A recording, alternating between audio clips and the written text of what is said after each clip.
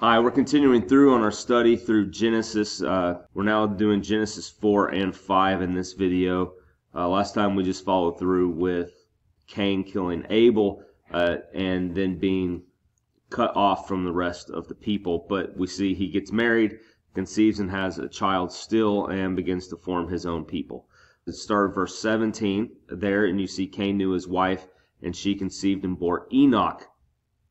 When he built a city, he called the name of the city after the name of his son, Enoch. To Enoch was born Arad, and Arad fathered Mehullel, and Mehullel fathered, and it keeps going down the line until we get to Lamech.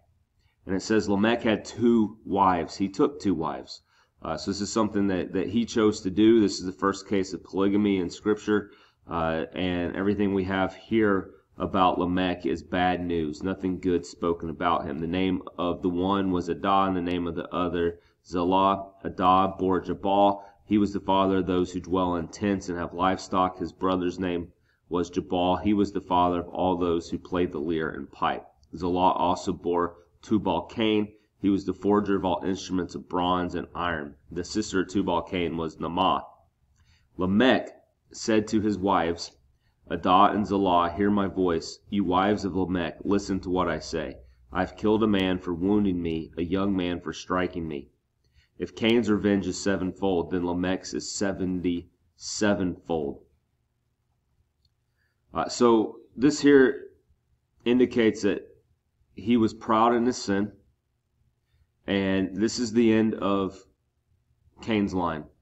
Obviously, they had more kids and kept going on, but this is the end of the recorded history of Cain's line by name.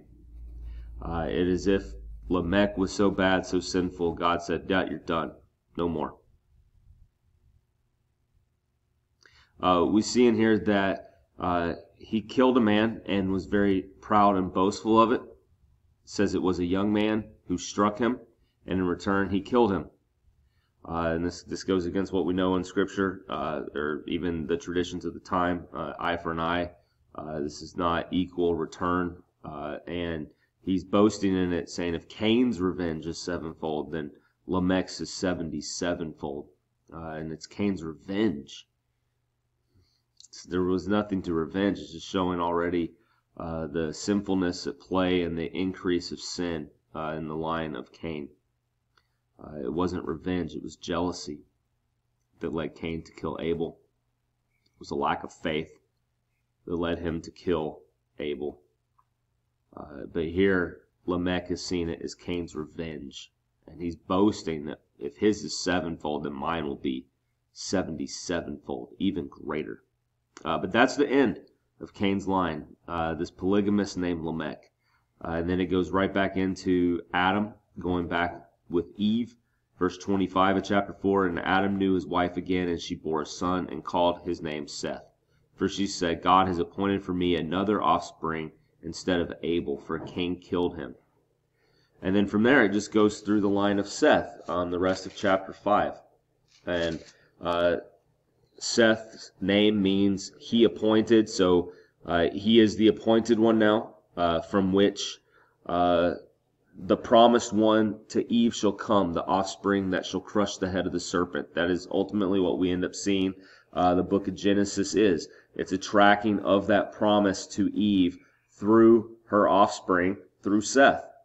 So chapter 4, we see Cain's descendants. Chapter 5, we see Seth's descendants. Something of note here is that we begin to get more detail with Seth's clan than with Cain's. Cain's, you don't know how old they live. So when you read through all of chapter 5, you will see the ages that Seth's descendants had kids and the ages in which they died. So both of those given for all of Seth's descendants. What will stand out to most readers is they lived a very, very long time. A good number of them in the list didn't even have kids until their late hundreds. So this is a completely different world than what we are experiencing now. Other things that stand out here to people is you have Enoch.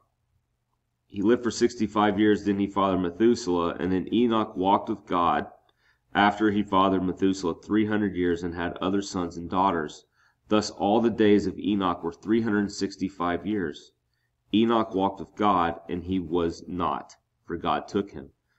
Everyone else in here, it says, and died, and died, and died, and died after living a certain number of years. Enoch walked with the Lord, and then he was not, for the Lord took him. He never died. Very impressive. We don't know much about this. We just see that there's a close walk, and due to that close walk, he's taken up. Some people make a issue of it's 365 years that he lived, and there's 365 days in a year, so that maybe they find some connection there. Methuselah, his son, lived for 969 years, so this is the oldest recorded person in Scripture. Maybe someone else lived this long or longer, but if so, not recorded in Scripture. And then you have another Lamech. The Lamech within Seth's line is born to Methuselah. And Lamech, notable because he is the one who fathered Noah, and fathered Noah when he was 595 years. And Noah, it then says, had kids when he was 500 years old. It says, after Noah was 500 years old, Noah fathered Shem, Ham, and Japheth. Now, some people read this that it was after he was 500 years old that he had these three, and maybe these three were triplets, the way it's worded. Some people think he had kids before 500, and just the ones that are mentioned or recorded are the three here in verse 32 of chapter 5, because those are the three sons that made it onto the ark. So like maybe he had fathered children before then, but after he was 500, he fathered these three sons. Those three sons, the only ones recorded, because again, they're the ones that survived on the ark. Lamech also, some people point out, lived 777 years, just a number that really stands out, very interesting. 7 oftentimes associated with God, so three sevens, it just stands out. This guy's name is Lamech, quite opposition to the previous Lamech that was the last recorded kind of figure in Cain's line. So we have these two genealogies tracking Cain's descendants and then Seth's descendants. And then from there, we're going to go to chapter 6. And I think the context of what we just read of these two genealogies should be brought into the understanding of chapter 6. So watch that video, and I believe these genealogies will come into play to give us a lot of information of how we should understand the sons of God in chapter 6.